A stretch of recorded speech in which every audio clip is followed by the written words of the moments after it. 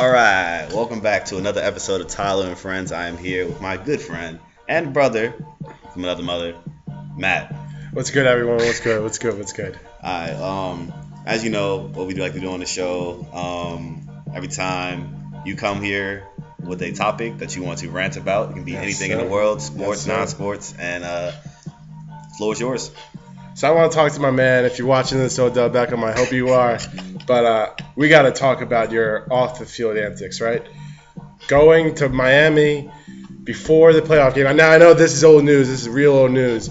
But I don't want to see this happening this year because you are the face of the New York Giants. The New York Giants. We ain't talking about no Minnesota team. We're talking about the New York Giants, right? You cannot be going around flashing off, having possible blunts. Maybe we don't know if that was a blunt. It was a hand-rolled cigarette. We don't know about that. Anyway, off the case, you can't be doing that. Here's the good news for you, though. You got my boy, Brandon Marshall. Now, Brandon, if you're watching this, too, you got to be the leader here, right? We ain't talking about, just being a little dad. You have to show him around the league, and you got to show him how to act off-field. Odell Beckham Jr., I want to say he's the number one receiver, but I don't think he is. I'm going to say he's number 2 behind my man, Julio Jones. Now, this man has the potential to be number 1, but the reason he's not number 1 because all the stuff he does on field and off field that makes him and gives him the penalties to the team. Right? You can't be kicking the net, hugging the net, right? That's just showbiz. You're there to play ball and play ball only. You want to win and get a championship, you got to make relationships with that net and let it go, man. You got to let that stuff go. I hope this year coming up, you are going to be a changed man, and you're going to act like a New York Giants should act. Man, that's really it. I hope he watches this. Well, I personally am a big fan of Odell Beckham, just because African American, always support African American sports, and I support, for the most part, black quarterbacks and white running backs. Shout out to McCaffrey. But Odell, he's just a funny guy, so I root for him. I hope Brandon Marshall lets him have fun. No, I'm not saying he can't have fun. And marry Zendaya, please. You guys look really cute together. They look really cute together. So I hope that is true. But he'll have like another 1,300 yards, 10 touchdowns. Can hope. He'll be fine. You can't be getting penalties. You're gonna go 10-6, and you guys make the playoffs. All right, maybe. And I didn't even look at the roster. I'm just assuming because Odell's that great. So I'm gonna give him 11, but agree to disagree. All right. I have a topic that you want to talk about. Cutting down the league, the NFL, the game, not NFL, NBA. The games are like 82 games a season, right? So my thing was, there's 2 things I want to do. So I want to cut the league down to 70 games. So you still at 35 and 35 on the road and at home. And I also want to do that, and that will eliminate back-to-backs. I did this mathematically. So there will be no back-to-backs all season. So the players will be rested, and there will be no reason for players to rest during these games. So that's how I feel. Do you think though? Let me ask you this though, for your standpoint. Okay. You think doubleheaders are kind of needed though? Don't you think? Like the back-to-back games? Yeah, the back-to-back games. You don't think that they're? See, you want to see LeBron play, right? Okay.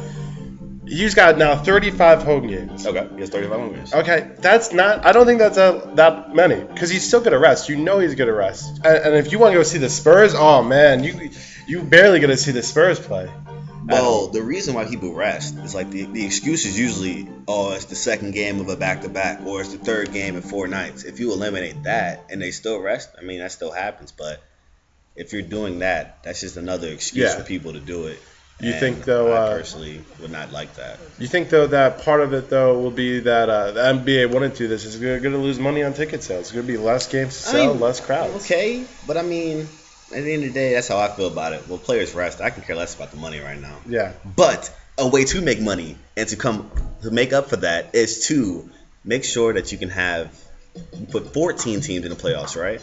But you have 16 teams. Oh, actually, no, scratch that. So you add 2 teams to the NBA. You add a team in Seattle and you add a team in, Las Vegas if you want to. Anywhere, right? So you have 16 teams, right? So you're going to have 16 teams make the playoffs and 16 teams lose. And they play in a single elimination tournament at the end of the season. I stole this from Bill Simmons, but he didn't say add 2 teams. I said add 2 teams. So I'm stealing that from him. But still, do that.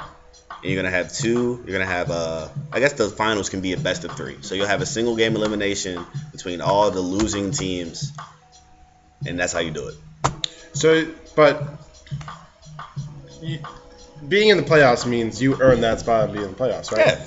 And you know, I love the NCAA. I love March Madness as much as the next guy. Okay.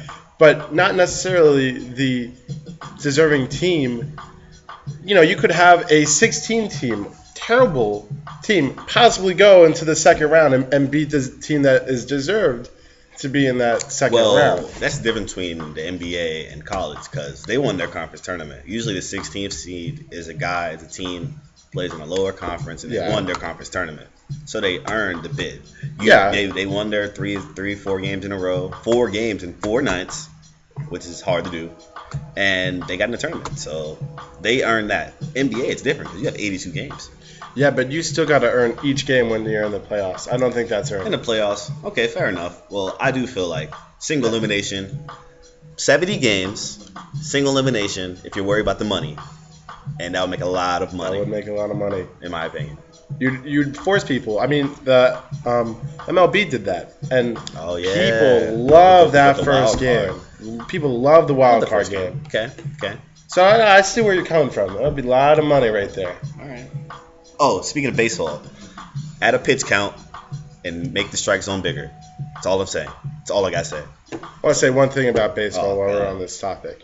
Boston, what the hell are you guys doing, right? You cannot. I have no tolerance for literally Adam Jones. That's not okay. Boston has to do something about this, right? Whether it be the owners, whether it be something, you got to take those. Well, they apologized and they escorted. That's not enough. They escorted out like 45 fans. Not enough. It's going to still happen. No, I mean it's still going to happen, but I mean they did their best. Yeah. They tried. As an organization, they tried their best, but people going to be people. We live in Frostburg. We see it every day, so.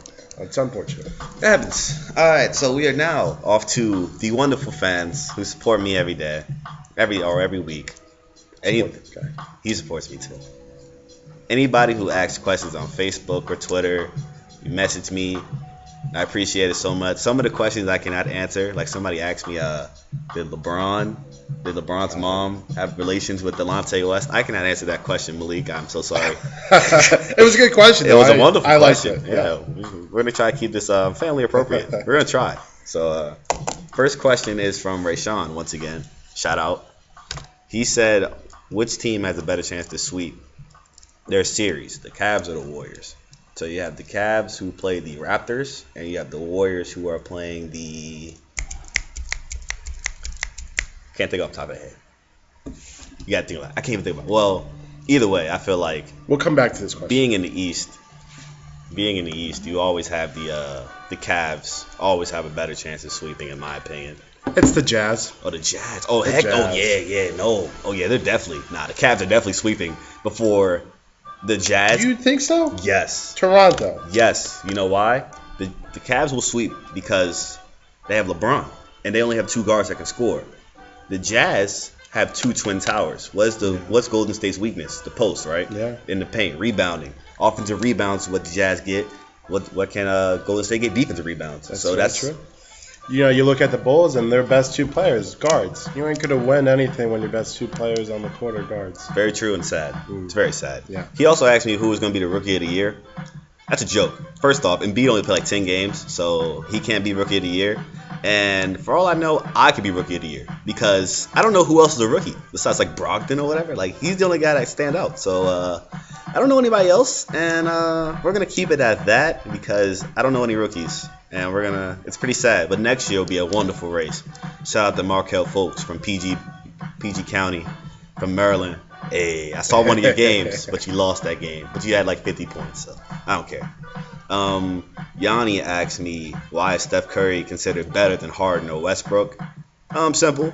People love the 3 ball, nothing more. I mean, he's just the best shooter of all time. I think Westbrook and Harden are better than Steph, but when you can shoot 400 threes in one season, man, people love the 3 ball. When you could shoot it from 5 feet out from the line, people are gonna watch that over and over. Yeah, man, it's all it is. I mean, we all know Harden and Westbrook are better, But when you can shoot the ball like that, like we've never seen before, you are the best shooter of all time. There's no argument about it, in my opinion.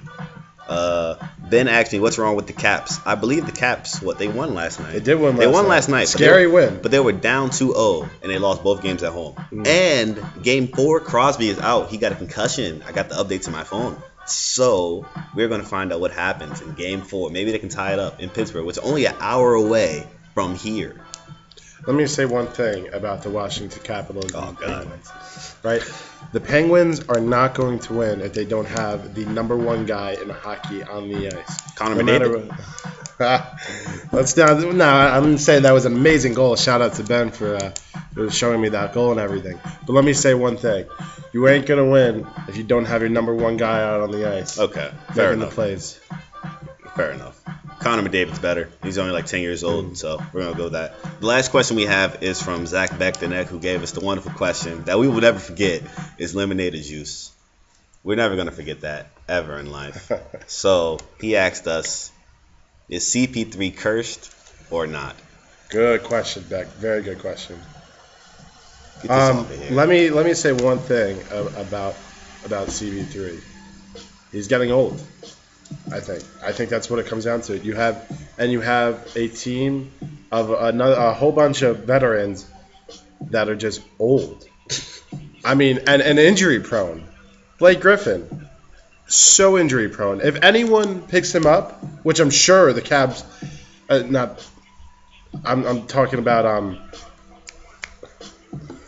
Who's gonna pick him up? OKC. I don't even know if whoever picks him up, right? They got to put in perspective that he is an injury-prone player. Well, I have one solution for Chris Paul, who I love to watch. One of my favorite players. Slow and steady, but still quick. Go to the Spurs.